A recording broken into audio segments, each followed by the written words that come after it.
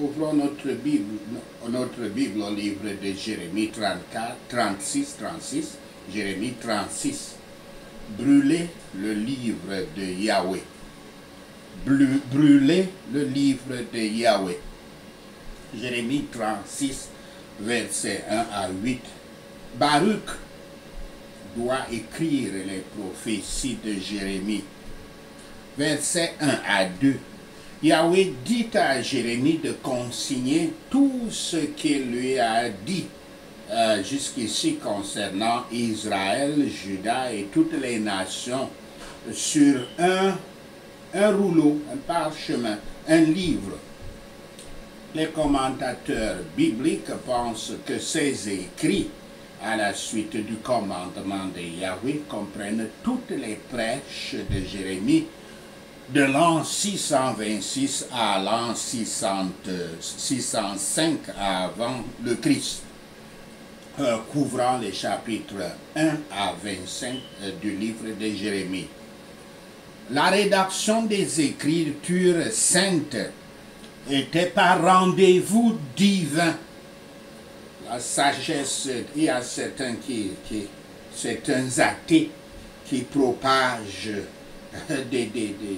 des fausses, ils font des fausses déclarations là dehors, selon lesquelles la Bible aurait été écrite par l'Église catholique. Ce qui est un manque d'information, puisque les catholiques ne sont pas les seuls à posséder les livres saints, les manuscrits des livres saints qui se trouvent dans la Bible. Certains manuscrits, c'est d'autres qui leur ont même donné, d'autres églises dont ils ne savent pas. C'est le cas ici avec le livre de Jérémie. Dieu lui-même, Yahweh lui-même, ordonnait à Jérémie d'écrire les révélations qu'il lui donnait. Et c'est ce qu'il faisait. Et ça, c'est l'histoire patente qui montre, qui nous montre un auteur du livre, le livre de Jérémie. Donc, la rédaction des Écritures saintes était par rendez-vous divin. La sagesse divine dirigeait vers cela comme le moyen le plus approprié. Et si la rédaction échouait, la maison de Juda était le plus sans excuse. Et on n'aurait même pas l'histoire de la maison de Juda. Yahweh déclare aux pécheurs le mal qu'il peut faire contre eux, afin qu'ils entendent, craignent et se détournent de leur mauvaise voie. Et chaque fois que chacun fait cette utilisation des avertissements de Dieu, en dépendance de sa miséricorde promise, il ou elle trouvera le Seigneur prêt à pardonner ses péchés. Tous les autres seront laissés sans pardon. Et tous les autres qui ne veulent pas se repentir seront laissés sans pardon. Et la considération que la colère que Yahweh a prononcée contre nous pour le péché est grande. Cette considération devrait accélérer nos prières et nos efforts. Jérémie 36, versets 9 à 19. Les princes de Juda leur conseillent de se cacher. Versets 8 à 10. Jérémie et Baruch obéissent au commandement de Yahweh. Le texte enregistre le texte est lu 3 fois, 3 lectures donc du rouleau dicté par Jérémie, y compris une lecture près de la nouvelle porte, la même porte mentionnée au chapitre 26. Le verset 9 indique que les gens jeûnent, ce qui indique probablement que les envahisseurs babyloniens ont déjà fait des progrès et sont prêts à prendre la ville de Jérusalem. La chambre particulière mentionnée au verset 10 est associée à une puissante famille politique, la famille de Gemaria. Même si une grande foule est présente, il est évident que Yahweh vise le leadership de la nation. Versets 11 à 13. Quand Mikaïa, en hébreu, fils de Gemaria, entend la lecture de la parole de Yahweh dans le temple, il la prend au sérieux. Il retourne à la maison du roi et dit à tous les fonctionnaires, dont l'un est son père, Gemaria. Les fonctionnaires écoutent Michée, versets 12 à 32 en général. Jérémie fait face à beaucoup de problèmes dans sa vie. Mais il y a des moments où Yahweh envoie des gens pour le sauver. Les fonctionnaires mentionnés dans ce passage étaient peut-être ceux-là même qui avaient sauvé Jérémie au chapitre 24. Quand la foule, quand l'assemblée de l'église, l'assemblée du temple voulait le lapider. Gemaria et Michée contribuent à protéger Jérémie et Baruch lorsque le roi Joachim, ou Joachim dans notre langue, le roi Joachim brûle le rouleau et cherche à tuer Jérémie. Après la chute de Jérusalem en 587 avant le Christ, Nebuchadnezzar lui-même donne l'ordre au capitaine de garde de corps de protéger Jérémie. Quand Jérémie a le choix d'aller, il lui est offert le choix d'aller à Babylone, soit de rester au pays, Jérémie, le prophète, s'attache à Gedaliah, qui était nommé nouveau gouverneur par les Babyloniens. Gedaliah, le fils de Ahikam. Des démonstrations de piété et de dévotion peuvent être trouvées même parmi ceux qui, bien qu'ils maintiennent des formes de piété, sont des étrangers et des ennemis à la puissance de la piété. Les princes avaient patiemment écouté la lecture du livre entier. Ils étaient dans une grande peur. Mais même ceux qui sont convaincus de la vérité et de l'importance de ce qu'ils entendent et sont disposés à favoriser ceux qui le prêchent éprouvent souvent des difficultés et des réserves quant à leur sécurité, leurs intérêts et leurs préférences, afin qu'ils n'agissent pas selon leurs convictions et n'essaient pas de se débarrasser de ce qu'ils trouvent gênant.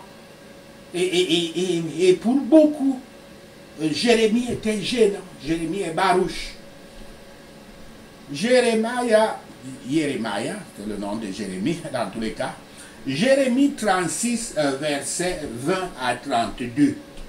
Le roi ayant entendu une partie brûle le rouleau. Versets 23 à 24.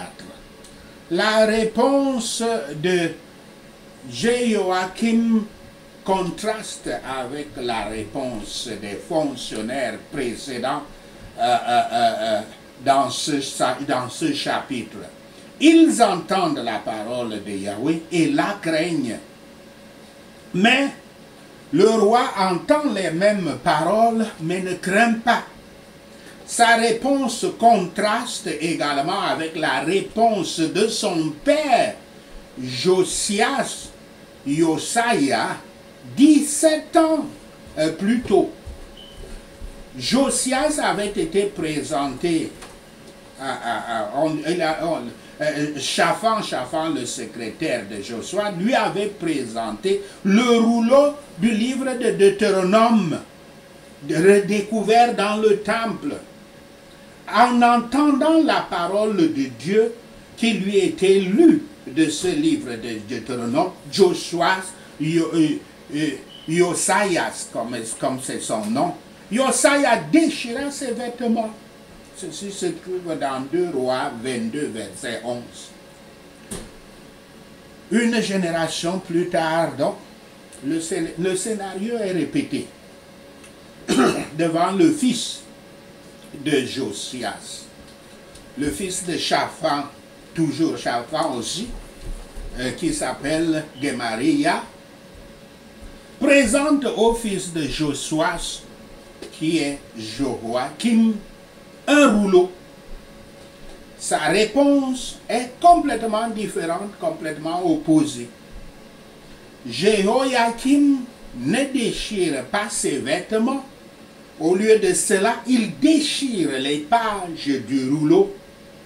Et le texte note spécifiquement que ses serviteurs ne déchirent pas leurs vêtements non plus. Déchirer les vêtements, c'est un signe de dire que scandale, insupportable, c'est ça que ça veut dire. Versets 30 à 32, Yahweh a un nouveau message que Jérémie doit délivrer à Jehoiakim. Détruire le rouleau n'a pas détruit le message de Yahweh. Parce que Jehoiakim n'a pas écouté, il va mourir et sa famille subira les effets de l'invasion babylonienne.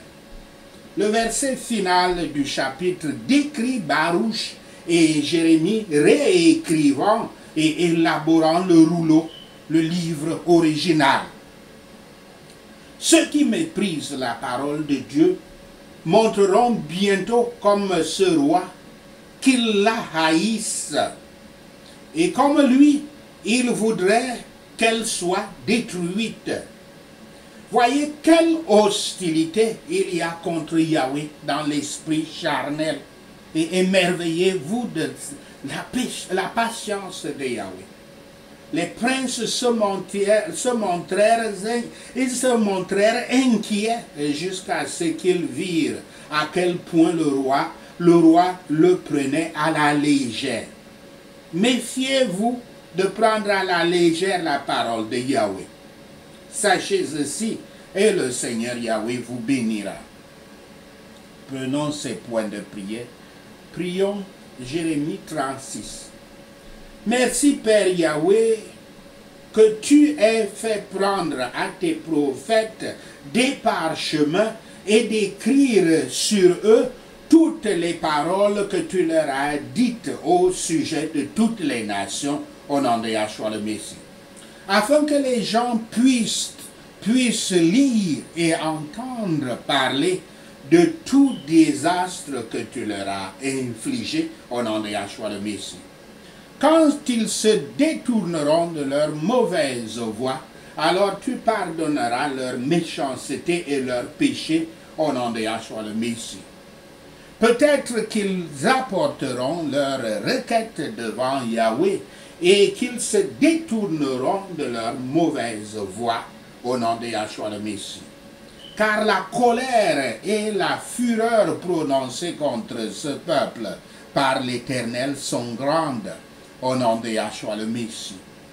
Je remplirai toujours mon devoir de lire les Écritures saintes et de parler la parole de Yahweh aux gens autour de moi au nom de Yahshua le Messie. Quand le peuple entend toutes tes paroles qui sortent de ma bouche, Père Yahweh, touche-les avec ton Esprit Saint et laisse regarder les uns les autres dans la crainte au nom de Yahshua le Messie. Seigneur, fais que chacun d'eux rapporte toutes tes paroles à ses semblables et à ses dirigeants au nom de Yahshua le Messie. Je ne mourrai pas, mais je vivrai pour déclarer les œuvres de Yahweh au nom de Yahshua le Messie. Je n'aurai pas peur de ceux qui tuent le corps, mais ne peuvent pas tuer l'âme, au nom de Yahshua le Messie. Si quelqu'un ne m'accueille pas ou n'écoute pas mes paroles, je quitterai cette maison-là ou cette ville-là et je secouerai la poussière de mes pieds au nom de Yahshua le Messie. Par conséquent, j'irai pour un temps me cacher pour que personne ne sache où je suis, parce que quelqu'un veut faire taire la parole de Yahweh avec ma mort au nom de Yahshua le Messie. Malheur à quiconque coupe les pages des Saintes Écritures, ou brûle ou détruit des parchemins et des livres entiers au nom de Yahshua le Messie. Car parce que l'on brûle les Écritures de Yahweh, sa colère viendra certainement et détruira leur pays et en effacera les hommes et les bêtes au nom de Yahshua le Messie. Car celui qui détruit la parole écrite de Yahweh, son corps sera jeté dehors et exposé à la chaleur du jour et au givre de la nuit, au nom de Yahshua le Messie. Yahweh le punira, lui, ses enfants et ses serviteurs pour leur méchanceté, au nom de Yahshua le Messie. Yahweh amènera sur eux et sur ceux qui vivent dans leur pays tous les désastres qu'il a prononcés contre eux parce qu'ils n'ont pas écouté. Merci Seigneur d'avoir entendu notre prière. Merci Père pour tes réponses à nos prières. Seigneur Yahweh, nous te rendons gloire, nous te louons, nous t'adorons, nous bénissons ton saint nom. Au nom de Yahshua le Messie, nous prions. Amen. Alléluia.